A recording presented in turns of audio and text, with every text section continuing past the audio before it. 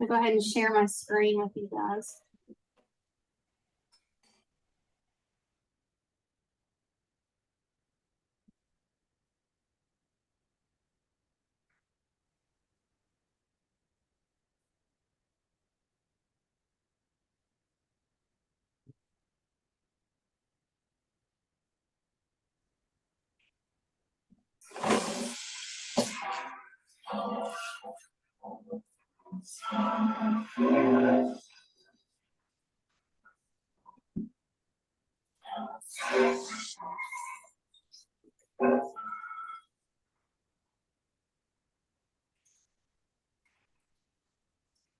All right, so the first thing I want to show you guys is with TaskStream. So this is where you're going to be uploading all your documents. So if you log into TaskStream, it's going to allow you, if you scroll down into the Manage a Program, you can enter a code to enroll into a program. And in that email that I sent you guys earlier today, you would enter Teach F23. And then that would enroll you into that program. So once you're enrolled in that, this is what it's going to look like. And it may look a little bit different on your end just because I see everyone.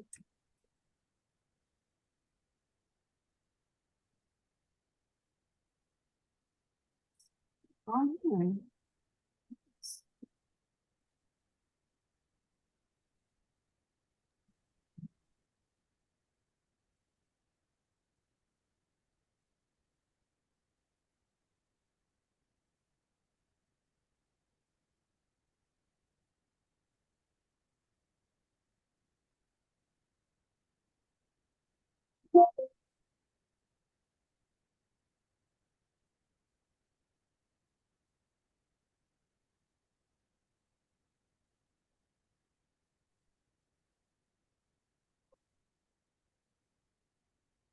here we go.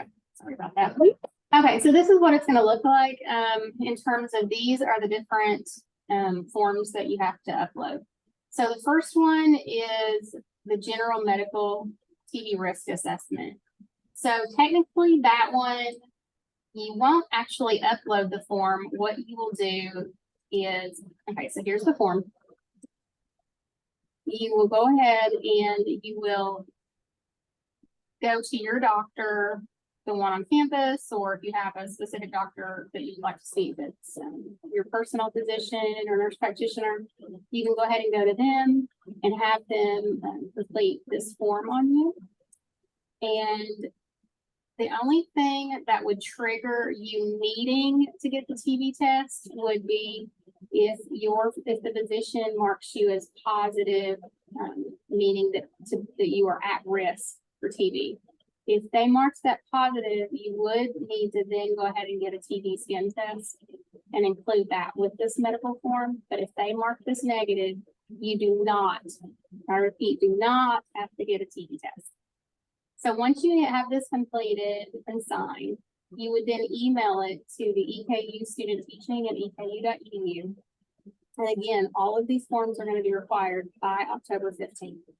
So once you email this form to EKU student teaching, you would then go back to TaskStream, and when you go to upload, all you would say is you will mark yes that you have emailed the form. So don't actually upload the form, just mark yes that you have emailed it to our office. The next form is the Identigo service summary, and this is your initiating your background check with the district. So once you initiate your background check with the district, you will get what's called a service summary. Basically, it's a receipt saying that you signed up for it and paid for your background check. That summary is what you're going to upload into this section of TaskStream. And in that email I sent you this morning, there are directions on how to go ahead and initiate that background check, as well as each district has its own service code. And I sent you guys a list of the service codes that I currently have. But if your district was not on that list, you'll need to reach out to your district to get that service code from them. Additionally, there are a few districts that have their own special rules for student teaching. And I sent emails to those of you already for those. If you did not receive a additional email with your specific district rules that they completed for student teaching, then you aren't getting one, because I sent it to everybody by now. But if you are one of the districts, and I think it's Madison, Jefferson, Fayette, Woodford, that might be all of them. There might be another one. They have certain requirements that you need to complete. Make sure that you complete those requirements as outlined in the email.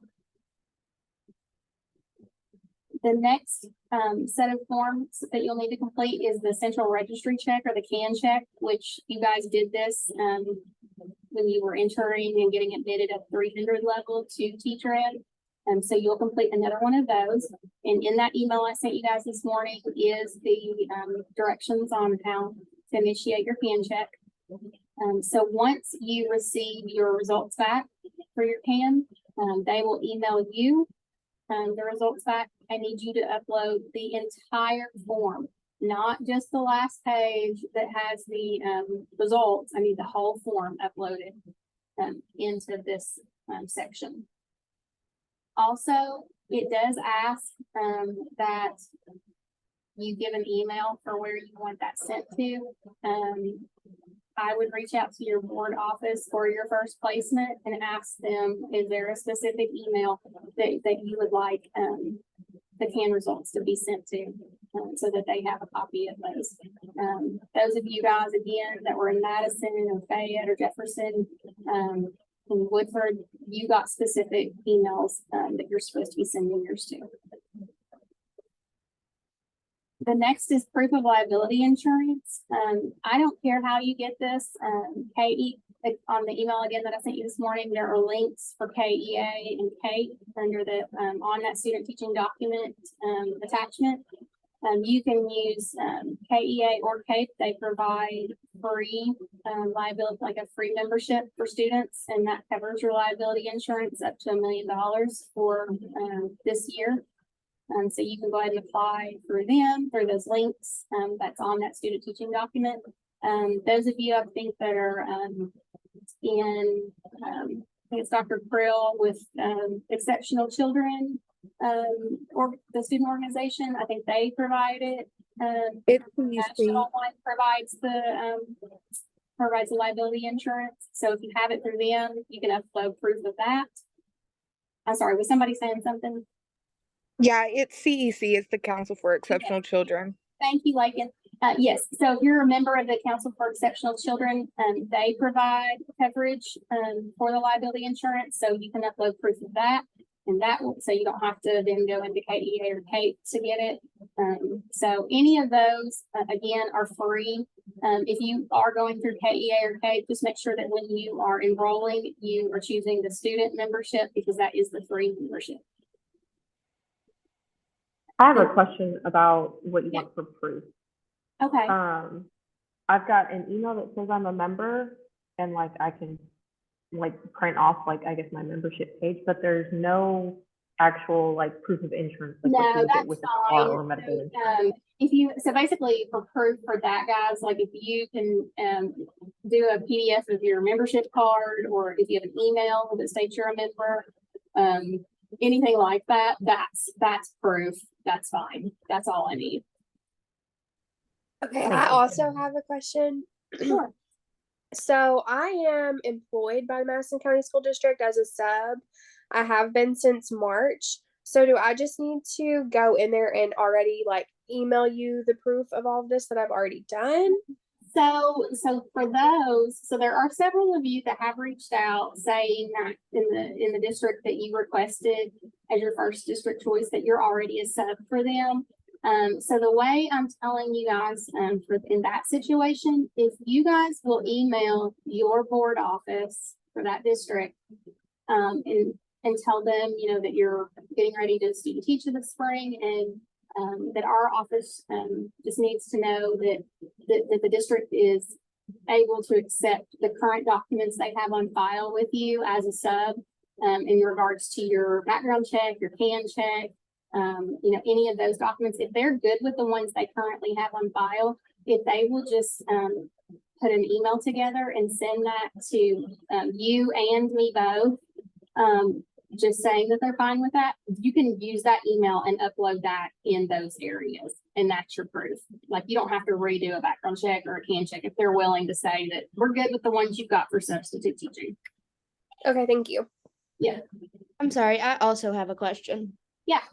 So going back to the general medical, physical, and the TB risk assessment, you said to email the actual form to you guys? Yes. Get completed on TaskStream?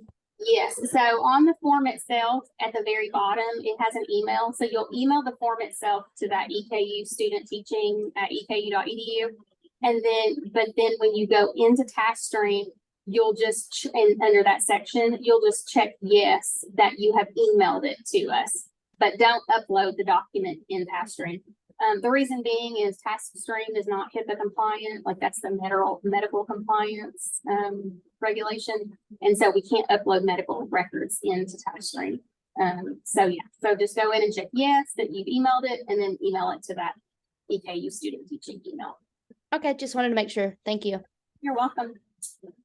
All right, so the next one after the liability is the KET certificate. Again, on the student teaching document attachment that I sent you guys in the email this morning, there's a link to the KET course. It's just a PowerPoint presentation that you go through on promoting positive behavior, and then at the very end of it, they will get it gives you a certificate that you completed it. Upload that certificate. That's all I need as the proof. Next section is KFETS hours. So if you guys, for that, if you'll log into your EPSB account, and if you go under your field, I think it's different now under the new PEC system, but if you go under like your field hours or something like that, that's on the left-hand side at the very bottom on your account, and you click on that, there's like a progress bar at the top. And I just need you to do like a screenshot of that showing me proof that you currently have at least 120 hours. Because coming into 450, you should have 120 hours. You'll get your final 80 while you're in 450 right now. And then that hits you at 200, which is the requirement to be able to student teach. So again, just go in, do a screenshot showing me that you at least have that 120 hours. If you've got more, that's great. You know, hopefully you should have more because you should have started already going out for 450 and logging those. But at least I need to see that you've at least got 120. And then the last one is proof of registration for your praxis. So as we talked about in those meetings that we had with you guys at the beginning of the semester, you are not required to pass, but you are required to take prior to student teaching all of your praxis exams. And so I need you to sign up for those. Like, you don't have to take them prior to October 15th, but I need you to sign up for them by then. And make sure that they're scheduled prior to January 1st. But you're going to upload the proof, like the summary, that they give you once your confirmation email. That'll be what you upload, showing that you've signed up for your praxis exams. So everybody should have a PLT that they sign up for, and then everybody should have at least one content area exam. For those of you that are in dual concentrations, you know, you'll have multiple that you'll sign up for. But we need to see that you've signed up for all of those praxis exams. And like I said, you'll put that email confirmation that you signed up. That will be the proof that goes in that column for that particular documentation. And those are the documents. These are the ones, these documents that we just went through on TaskStream, these are the ones that need to be completed and uploaded by October 15th. Once those are in there and are completed, and I start getting back the all your placements for the districts, if I go in and see that you're good, you have everything uploaded, I'll go ahead and give you your placement for the spring. but I will not be able to give out placements until all of those documents are put in. So just, make sure that you meet that deadline of October 15th. What questions, concerning other questions concerning the documents do you guys have?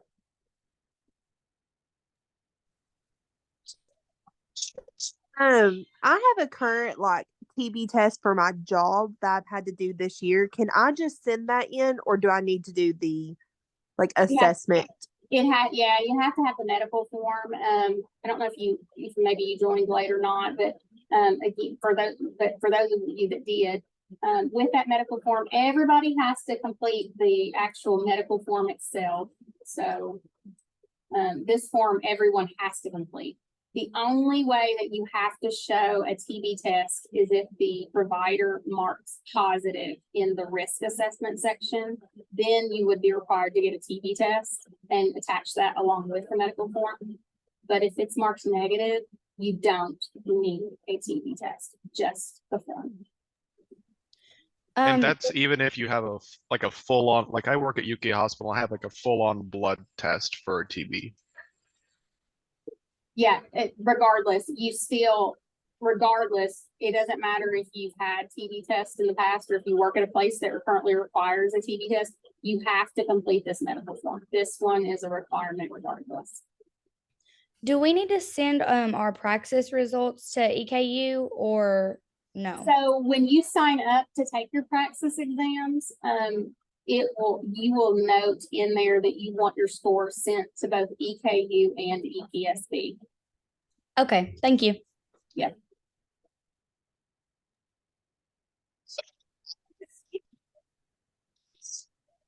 So for a lot of these things, it's you have to reach out to the district and everything. So do we just assume that the district we put as number one is the district that we reach out to?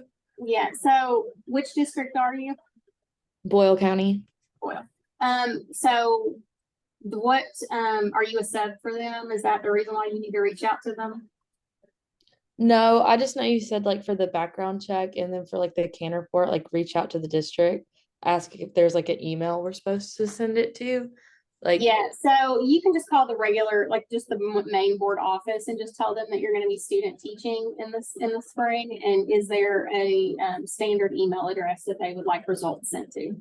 So but everybody, you can go ahead and your first district choice, with the exception of you music folks, some of you guys do have to go to different districts for some of your placements. So I would get with Dr. Wiggins on that. Because, it may have not been what you put down as your choice, is because the music department assigns you guys on where you're going. I don't have control of that. So you may want to reach out to him about the district that you need to initiate your background check and CAN check for. So when we turn these in on TaskStream, when we submit it, do we submit it to you? You can submit it to me, or I think I'm one of the ones, or there's just an EKU student teacher, just a regular generic one. It doesn't matter. You can either one. I'm going to be the one that's going to be approving them, so it's fine either way. Okay, because mine says Wesley. Yeah, don't pick Wes Watts. He's the IT person. So pick me or the generic. I think there might be me or a generic one, but don't pick Mr. Watts. He's our IT person, so he won't be approving them. I want to make sure I'm understanding this right. We're to kind of automatically assume our first choice is what we're going to be sent to. Correct. Unless you, again, are a music person and you music people, reach out to Dr. Wiggins on that. But everybody else, yes, assume you are getting your first placement, because that is who I'm reaching out to for your placements. And I have never not been able to get your guys' first placement in all the semesters I've been doing this. So assume your first placement is the one we're getting. What happens if we don't have another evaluator other than Wes? There's nobody but Wes? No, it says Wesley Watts BB, and then I hit nothing to submit and says please select an evaluator. And it doesn't give you an option of anybody else? No. Do you have something that you can submit right now? Yes, my praxis registration. Yeah, do it and submit it to him and let me see if it lets me. And then I'll just I'll look at it and see if what's your name? Jesslyn Cox. Okay. Let me see if it lets me do it and then Okay. or not. I just submitted it, so. Let me go back in and you guys give me just a second and let me see what it does.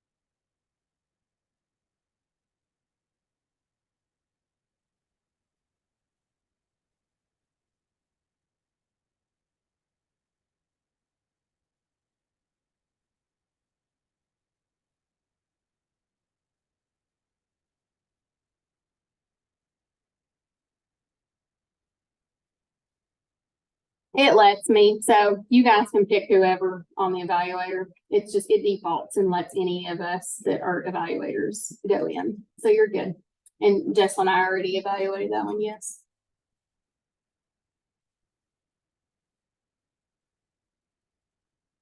Another thing that I want to just mention again, guys, that we talked about and where you guys are in 450 right now, doing your, getting your hours in. Please make sure that you are logging your hours weekly into KFETS, into KEX, the new system. That is our way of tracking to make sure that you guys are on track to get your 80 hours. And excuse me, I know that my graduate assistant was pulling hours this morning just to kind of see, and there's a lot of you guys that have 0 hours put in. So I need to see hours being put in. And I just want to tell you guys that too, because your clinical educators, if they're not seeing it, that can be a disposition. I know Dr. Corson talked about that. That can be a dispositional issue that can, lower your grade. So we don't want your grade to be lower just because you're not putting your hours in weekly. So make sure you're doing that.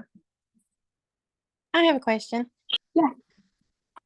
Okay, so for the other hours, like the other CEDs that we've had beforehand, I know that we had to go into the office that morning and we would also sign in on an EKU sheet.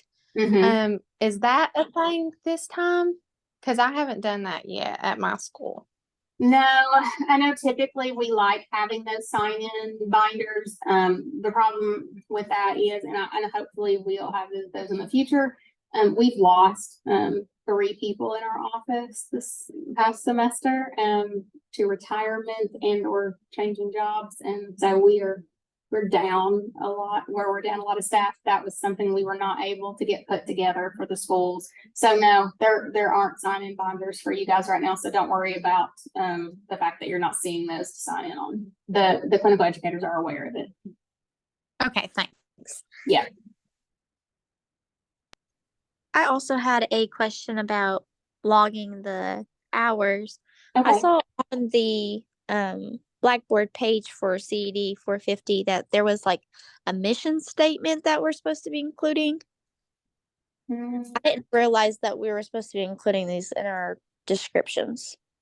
No, that's not anything I'm aware of. It's on your Blackboard? Yes, it's under the KFET tab under one of those requirements. And I know that used to be a thing for the earlier CED courses, and we used to be provided with that. I stopped since 300 and 400. No, don't worry about doing them. Yeah, don't worry about that. Just log your hours, and based on what you're currently doing, which for you guys should just be the observing and assisting. I can't remember exactly what the column is, but that should be where the majority of your guys' hours are coming from.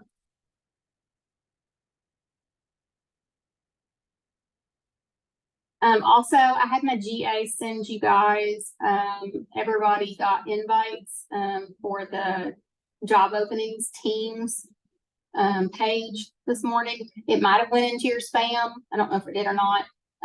But if it look for that and make sure that you accept that and you join into that teams, because what I will do is as job openings become available, the districts and principals, they'll send me current job openings or immediate need job openings, and that's where I'll post those, or the districts themselves will go in and post job openings. And then that way you guys can see those as soon as they become available.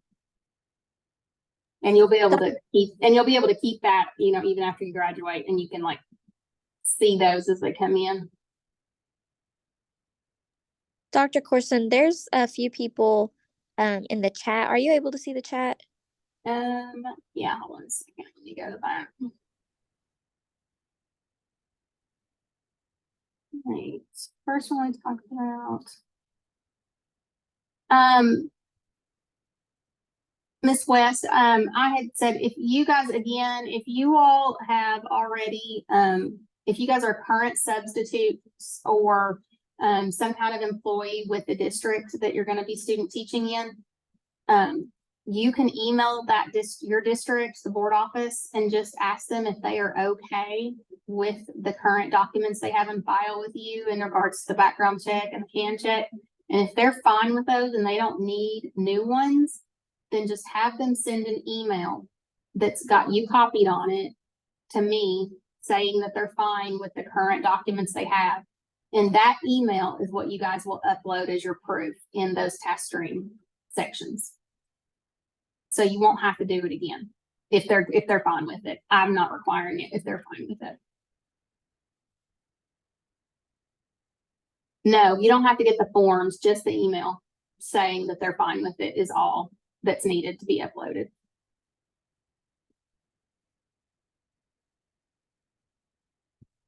So on the praxis, to make sure that you know the exam that you need, when you go into ETS, there will be a listing of the current praxis exams that are required for Kentucky. Those are always updated.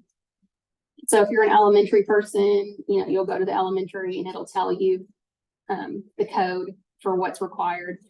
And then again, everybody will also need to sign up for a PLT, which is the Principles of Learning and Teaching. There are 3 of those.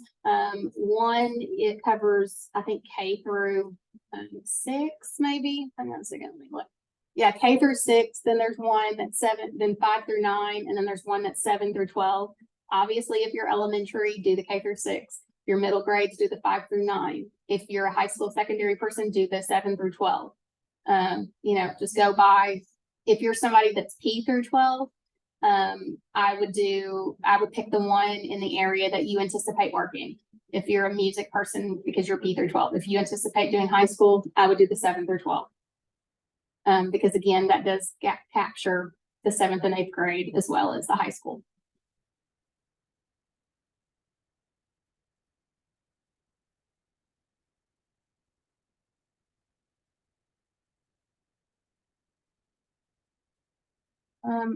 Kimberly, did you request Madison County as your first choice? Yes, I had Madison County. I found the first email with the documents in my spam folder, but the second email about Madison or Berea I never got. So I just wanted to ask. Berea wouldn't be, it would just be Madison because Berea Independent is different. Let me see if I've got you on there.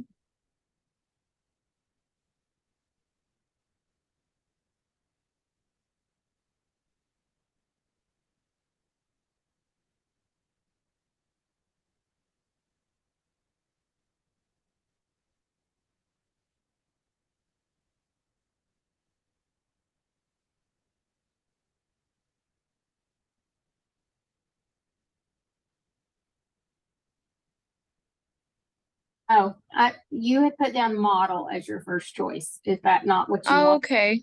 No, that's what I wanted. I'm sorry, I got confused. Okay. Yeah, the Madison County is for Madison County schools. Okay, thank you. Yeah, you're welcome.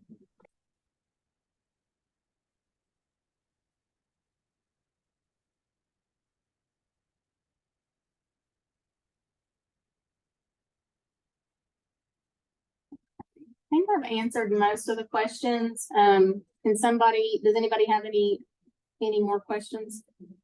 Yeah, I have a question. Carter County wasn't on the box for whenever I was applying for student teaching, and it wasn't for Isaiah also. And you guys just put it in the yes, and I didn't know if you had seen it. I was just making sure. Yeah, I've got both of you guys down for Carter County. Perfect. Thank you. And Madison Carr, I've got you down as wanting Berea Independent. That one does not have its own special email. You just got the one email this morning. Again, Madison County Schools, Berea Independent is different. It's its own independent school district. So Madison County Schools, Fayette County, Jefferson County, and Woodford County got an additional email if those were your school district you asked for. Everyone else just got that first email only. Just because I also was a write-in, I'm Christopher Odom. I just want to confirm I'm down for Bullitt County. Brianna, you are down for Pike. Christopher, yes, Bullitt. Thank you. I also wrote in mine. I wanted to make sure I was down for Hardin County. Okay. What's your name? Catherine Voris. Yep, got you down for Hardin. Okay, I also had one other question. I talked to Dr. Corson. I signed up for my praxis before I knew we were supposed to take it. Before student teaching, I just thought we had to be registered. I have it to be taking on that first weekend we're student teaching. Dr. Corson said not to change it just because it costs more to switch the date. I just wanted to let you know that I'd already talked to her about that as well.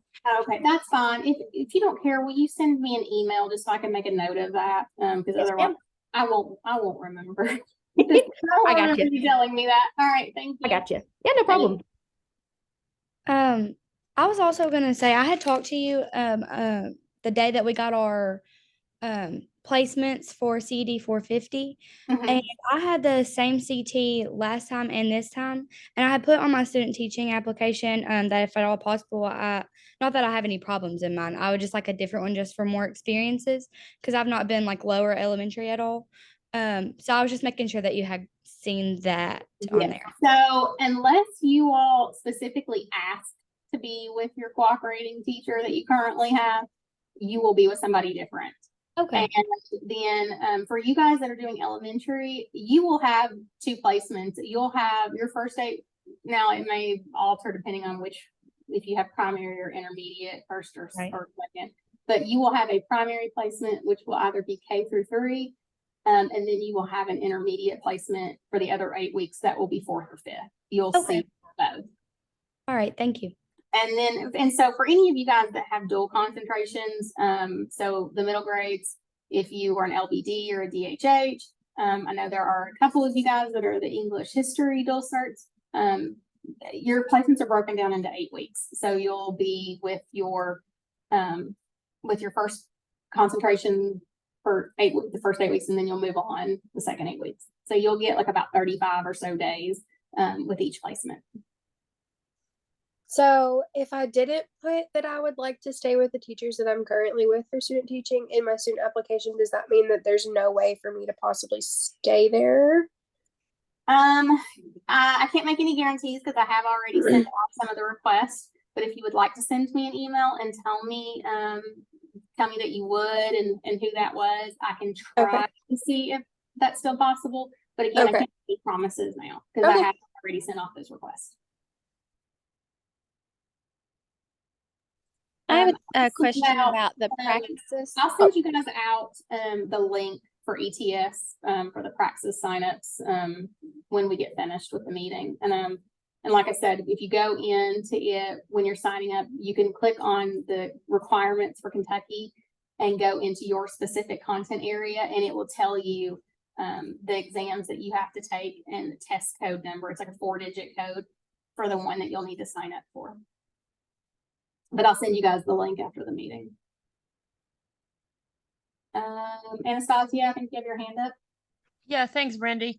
Just have a question about what is the actual start date for student teaching? When does it start? When does it end? Thanks. Yeah, so you guys, whatever day your cooperating teacher in your district starts back. So I know for some of you guys, it'll be, it could be January 2nd, January 3rd. That will be when you start.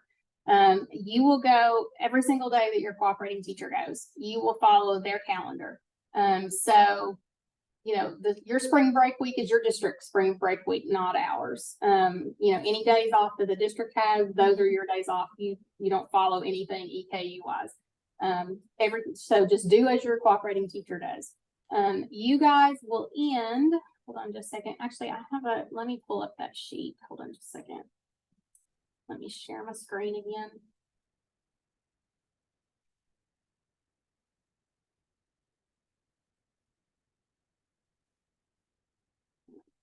Can you guys see that? The can't mark the calendars. Yeah. Okay. Yep. So obviously the first two are these info sessions tonight and tomorrow night. And again, you only have to come to the one, so don't come tomorrow. On Wednesday, December 13th, and I'll send out a calendar invite for this as well. That is day one student teaching seminar, and that will be over Zoom. And so that's from 9 to 3:30. And these are all mandatory, guys. This day one student teaching seminar, you're going to get your confidentiality training, your ethics training. One of our clinical educators will go over the requirements in terms of the assessments and different things that you have to turn in and submit during student teaching. School safety, those are all things that are required that will be covered that day one. Day two seminar is Friday, March 1st. So on February 29th, that will be your last day for your first placement if you are someone that has 2 8-week placements. So you'll finish up with your first 8-week group on Thursday the 29th. That Friday, March 1st, you will come here to EKU for day two seminar, which will be in the Perkins building, and that's from 8:30 to 4. And from 11 to 12:30 that day, we will actually have, I always, we started doing this about 2 or 3 semesters ago now. We invite around 25 districts to come for a recruitment fair. And we hold that from 11 to 12:30 that day. And you guys bring your resumes and you walk around and you talk to districts, and it's kind of just like an informal, job hunt. Kind of get some on the spot interviewing with their HR people. We've had several people land jobs from these recruitment fairs. And then finally on Wednesday, May 8th. So Tuesday, May 7th will be your very last day of student teaching. And then Wednesday, May 8th, you'll come back here to EKU again to the Perkins building from 8:30 to noon. And that's our exit seminar. And there'll just be a few things loose ends that we tie up. We do kind of like a little celebration of you guys, have breakfast. And then you're on your way, and then you'll have graduation either that Friday or Saturday.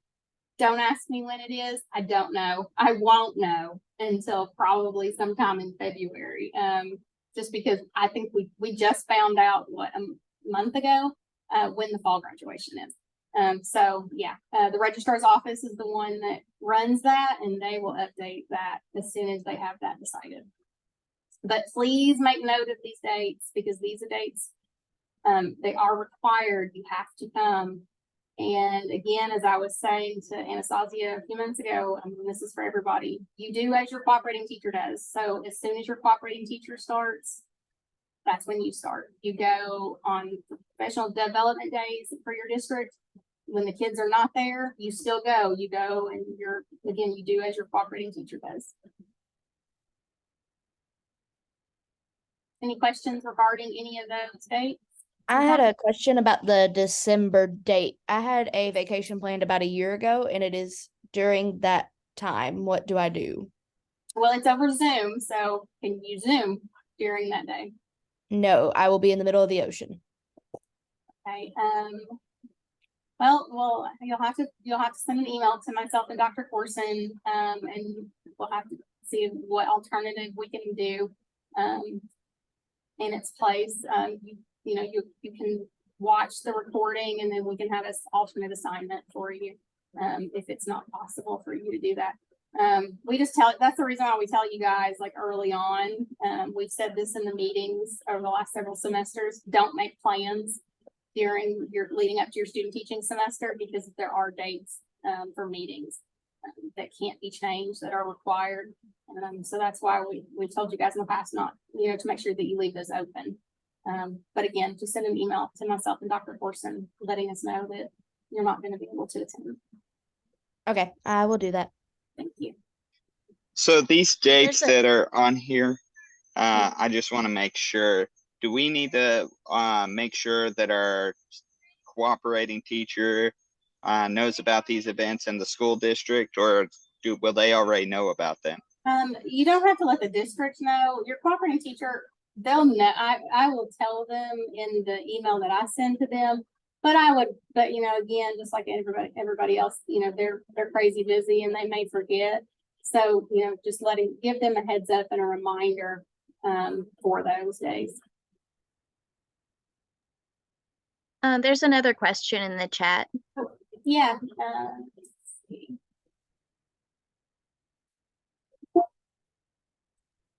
So typically the bad winter kind of stuff doesn't affect us so much anymore, because all of the districts do like the NTI days, working from home now a lot of times.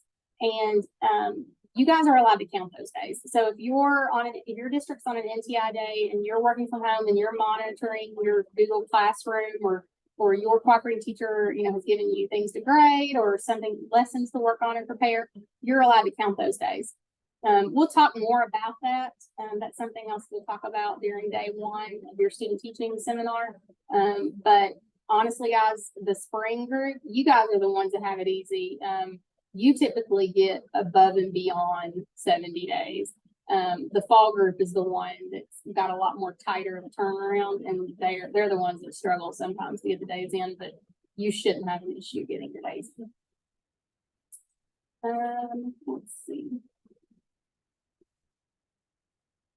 Rachel, regarding that name change, if you will reach out to Emily Lay in our office, she should be able to help you with that if you'll just shoot her an email.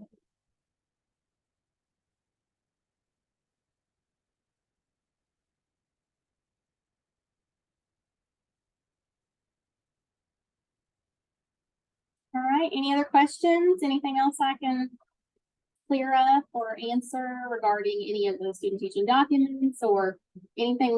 You got any questions or concerns or issues going on with 450, or anything regarding the dates that we just went over? Again, I'll be sending out calendar invites for all of these. I was kind of waiting until after the application period just so I had everybody down who was going to be student teaching before I sent calendar invites for the day one, day two exit seminars. That I'll send those out to you guys this week so that you can go ahead and get them on your calendars. So I didn't realize that we would be starting our student teaching on like the 1st or the 2nd. So I decided to do it in Madison County, but I live in Louisville. So I don't have anywhere to live until like the 15th, and it's like a 2-hour drive. Do you know what I can, like, if I can get an early admission to housing or anything? I think that there are ways to do that. Shoot me an email and I'll reach out to the housing office about that and find out what options we have. So just send me an email and I'll look into that in the next couple of days for you. Awesome. Thank you so much. You're welcome. I also have another question about it's about meal plans during student teaching. As commuters, do we still need a $300 flex meal plan, or if you live on campus but won't be on campus next semester? Like, what do we need to do about that? I don't know about that. I would just reach out to the office that covers that is over meal plans. I know in the past, I don't know anything about meal plans, but I know in the past, those of you that have went home for student teaching and needed to get out of your, I guess, contract for your housing, I've sent emails to that office stating that you guys were going to be going back home to student teach and to let you out of your dorm contracts. So if anybody needs me to send an email for anything, like to get you out of a meal plan, if that's what they say is needed, or for your dorm or whatever, just shoot me an email with whomever I need to send that email to. Okay, thank you. You're welcome. If it's the $300 one, you can apply to like get a refund for that at the end of the semester. I got like a $600 refund.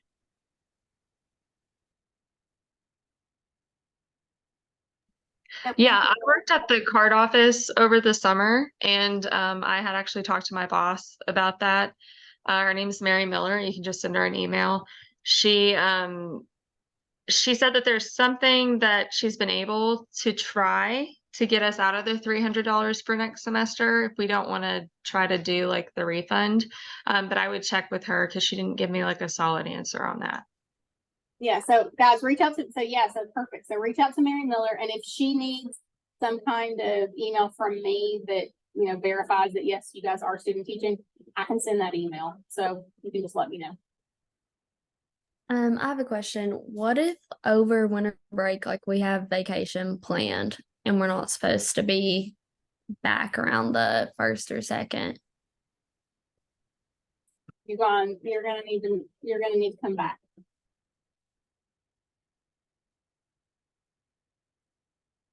Okay. That's not an option. You guys have got to start student teaching when Yeah, I just wish that we would have known that our schedule was going to be different. That we'd be starting. We've told you guys every semester regarding this, and that was something that we covered back in August when we came and spoke to everybody. Okay, thank you.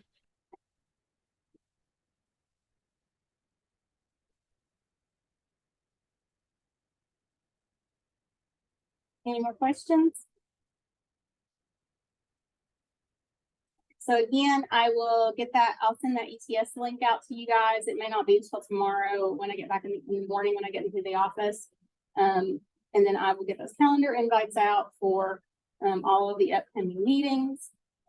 If you guys have any questions that come up as you're working your way through these student teaching documents, you can always email me or call me or swing by the office. I'm Combs 425 if you have any questions. And then again, with any of the issues with like card services with your flex cards, or if you have any like your dorm contracts or any of that, if you need me to send an email, just let me know. And I'll take care of that for you as well. But otherwise, that's all I have for tonight. And again, just let me know if you need anything. I did have a quick question before we hopped off. I know, I think last year, they were able to, like, if their teacher that they were with was out and they were registered in that county to sub, they were able to sub. Is that still applicable this year? Yes, it will be. So that's something that, again, we'll discuss that when it gets close. Like, I'll send something out to you guys when it's later on in the semester with the application. It'll be a video with the application and what you need to do to be able to sub. Basically, if you're allowed to sub for up to 10 days during the semester, 5 in each placement if you're in two separate placements, for your cooperating teacher only. So long as you submit your application and faculty recommendation letter, and then you also have to be approved through your district as a emergency substitute. But yeah, that is something that you're able to do while student teaching. Okay, thank you. Yeah, but I'll send more information about that later on this semester. Okay, thank you. You're welcome. Will this video be posted to Blackboard? Yeah, so what I'll do is, again, I'll do this tomorrow, is I'll get this posted and I'll send out a link to you guys. And then I'll have them put it on Blackboard as well, but I'll also send out an email with the link as well. Thank you. You're welcome. And I'll stick around, like if, those of you that are good, you can go ahead and jump off. And if anybody's got, some individual questions you want to talk to me about, I'll stick around. But otherwise, you're free to go if you don't have any questions. One question here, and I might have missed this. So I know it shows that the December 13th is the first, like that first seminar. Does that mean we're going to begin like student teaching proper on the 14th? Or would it No, be properly next semester? Okay, no, okay. so I'll be the here for that seminar. I just wanted to make sure. Yep. Yeah, so December 13th is the day one seminar. And that one is over Zoom, and we just go, it's like we cover the mandatory things like confidentiality and ethics and school safety, the things that are required before you guys go into the classroom. And then, but you will not start actual student teaching until after winter break when your districts return back. And for most of them, Gotcha, that's like January 2nd, January 3rd, Yeah. something like that. But you'll go when your cooperating teacher starts back. Okay, so thank you very much. Yep. I just had a question. Okay, so like obviously I go to school in Kentucky. I graduate and I immediately move to Alabama. Do I need to like do anything else? Like, should I send my scores to Alabama? Like, I'm not really sure what to do there. So honestly, the easiest thing for you is to go ahead and get certified here in Kentucky. Mm-hmm. And then for the most part, it's easier to be certified here and then have it transferred to that state than it is Okay. try to just start with that state. Okay. But what you'll do when it gets closer to time, and get back with me in the spring, because I do this all the time.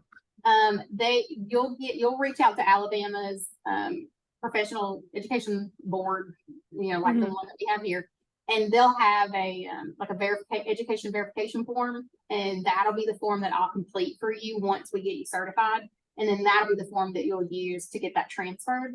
But yeah, it's normal. I do those all the time. So Okay, thank you so just- much. I just remember didn't to know. reach out to me like in like April, and Okay. so that we can like figure out what we need to do for you. Okay, thank you so much. Yep.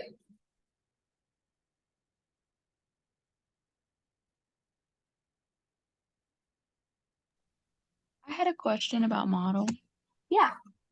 So do I need to reach out to them about requirements, or do they have like a place I can go and look? I know you sent an email, but is model included in that? Like, is there requirements for it included in those videos? Are you talking or about on like the a separate email or for like background check? not a separate email, but just like a general thing of their requirements. Like, do I need to reach out to someone or?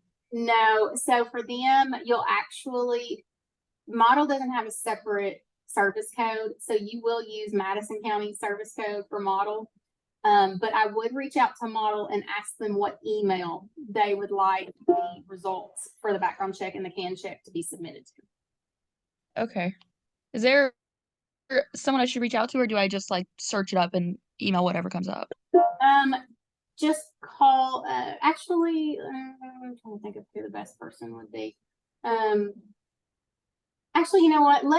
I will email and find out who they want it sent to, and I'll send an email to you guys that requested model. Okay, thank you. Yep, I'll do that tomorrow. And if I don't, email me or call me if I haven't gotten back with you by the end of the week. Okay, and then I had another question about some of the required stuff. So the registry check, I think is what it's called. Yeah, that's the can. Yeah. Okay. So is that like how we did it before, where we just go on there? Yeah, it's the exact same one. And then, like I said, when I talk to model, I'll find out what email you'll put on there for who the results go to. So you'll get a copy of the results, and then model will get a copy of the results, and then you'll upload your results into TaskStream. Okay, thank you. I think that's the only one I had a question about. Okay. Yeah, if something else comes up, just let me know. Okay, thank you. You're welcome.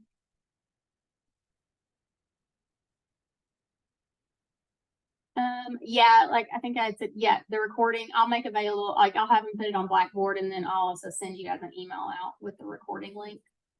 I'll do that tomorrow.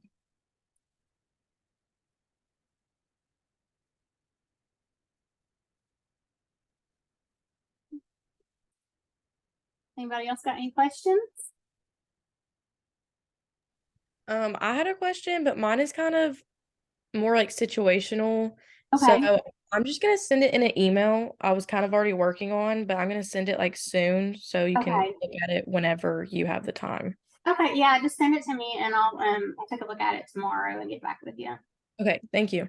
You're welcome.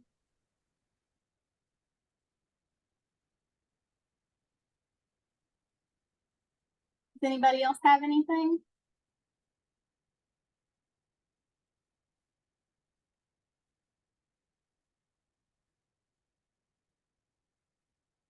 All right. If not, then I will see you guys. Like I said, if you need anything, just let me know. Reach out, call me, or email me. Thank you.